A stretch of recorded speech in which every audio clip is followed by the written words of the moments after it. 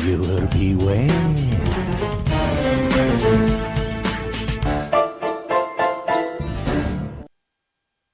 Welcome back to Viewer Beware. It's the series where we go over each and every episode of the Goosebumps TV series.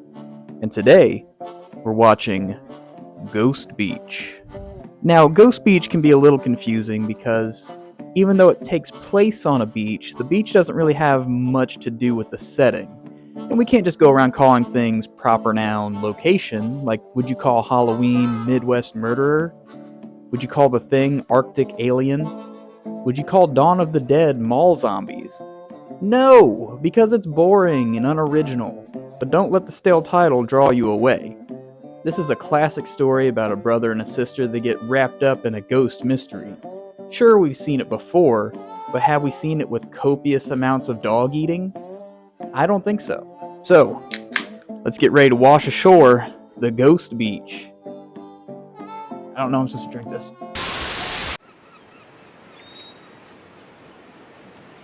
We open on a graveyard, but not just any graveyard, a beachside graveyard. I think you know where this is going. Jerry Sadler and his sister Terry Sadler on a trip to visit their distant cousins Agatha and Brad Sadler. But Terry just wants to make wax rubbings. 'Cause I'm interested in things. Jerry notices the grave shares their last name, and Terry is like, duh, why do you think I'm interested in it? Suddenly a mossy creature climbs out of the grass, but it turns out to just be a prank from two kids named Louisa Sadler and Sam Sadler. Now you may be thinking, that's a lot of Sadlers in one place. And you would be correct. There's lots of Sadlers around here. No kidding, even dead ones. Louisa tells Jerry and Terry that Harrison is dead, but his ghost still roams the beach. Sam adds on that if they check the beach cave at night, they'll know exactly what they mean.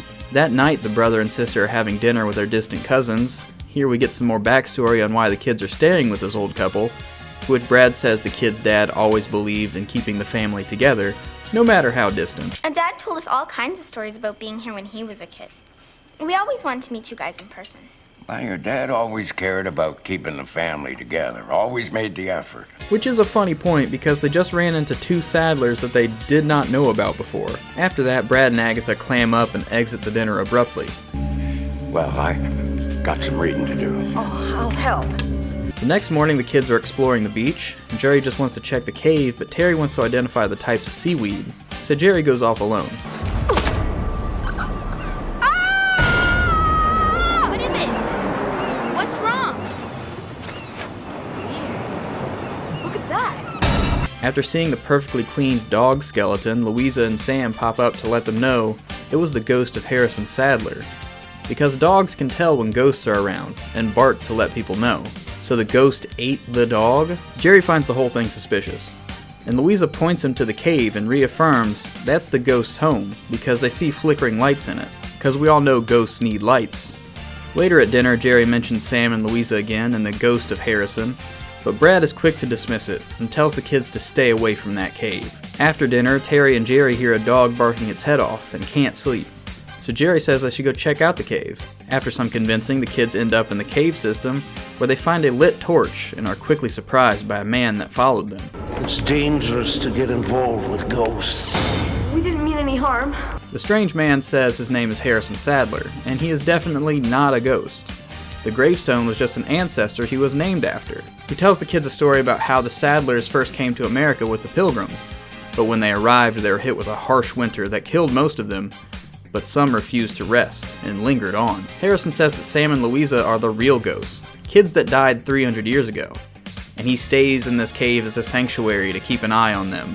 But the kids aren't buying it, so Harrison lets them go and tells them to go check the graveyard for proof. Which they immediately do because, we only have a few minutes left in the episode. And wouldn't you know it, buried right beside each other, with matching headstones, Samuel and Louisa Sadler. As Jerry and Terry discover these gravestones, they are snuck up on by Sam and Louisa. The brother and sister tell them that they explored the cave and met the ghost. Sam and Louisa tell them that they themselves have never seen it, but the fact that they did is no good. Jerry says the ghost sent them to find gravestones to show that they were the real ghost. And Sam gives them the same reasoning that Harrison did. That ghost is clever, making you think we're the ghosts. And you believe it. You do. I can tell by your faces. If you're not ghosts, then where did these come from? Our our ancestors. We just got named after them, that's all. Louisa tells Jerry and Terry that the ghost has something in store for them, and takes them to 2 fresh-dug graves, bearing the names and pictures of Jerry and Terry.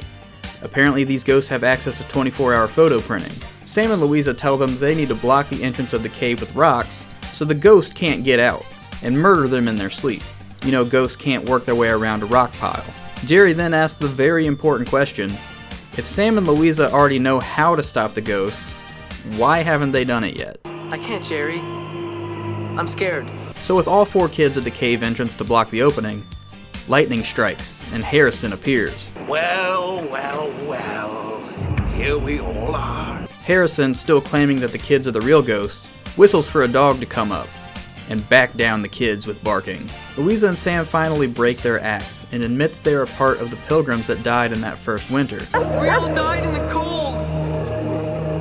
Hungry! We were so hungry! The 2 ghosts want their cousins to stay with them forever on the beach, but while they make their plea, lightning strikes twice and covers the ghosts in the entrance of the cave with rocks. Jerry, next time you see me sleeping, don't wake me up. When the 2 kids get home, they tell Brad and Agatha all about their ghost adventure, before they're interrupted by Harrison Sadler's dog, that apparently followed them back.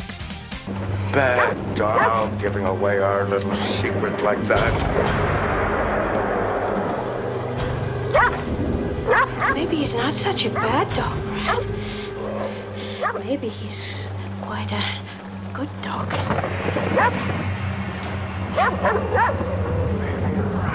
It's a little early for breakfast.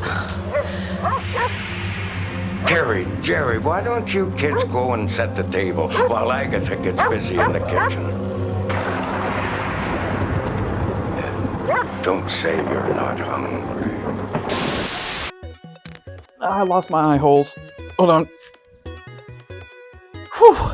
So Brad and Agatha weren't just ghosts the whole time. They were implied to have been feeding the kids dog meat the entire trip. That's insane. Actually, the dog-eating twist at the end is just added for the episode. In the book, it ends with Brad and Agatha being figured out and wondering what to do with the kids.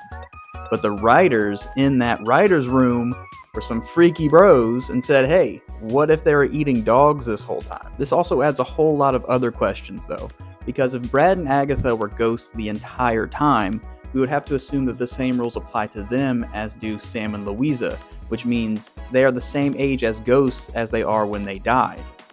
So, earlier in the episode, Brad tells us that the kids' dad spent their summers with them. So the dad just thinks that Brad and Agatha are still alive 30 some odd years later to watch his kids?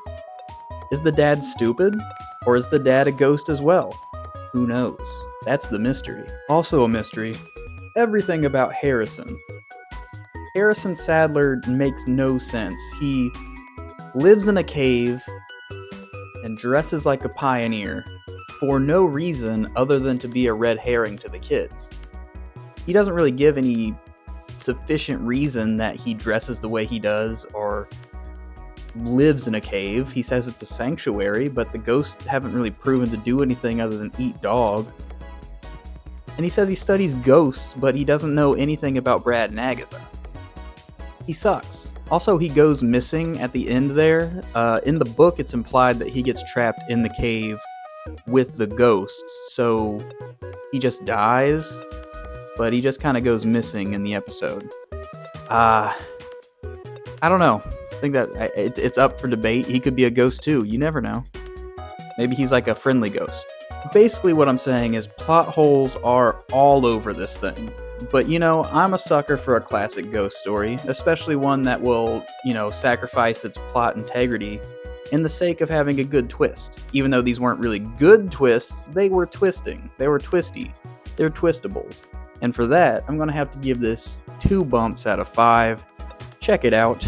It's not bad. It's not very good either. The acting has been atrocious in this episode, but pretty funny. And with that, thank you guys for watching. Viewer beware. Thank you for watching my channel, and I will see you guys on the next one. Hopefully, probably, maybe. Please come around. I can't, Jerry. I'm scared.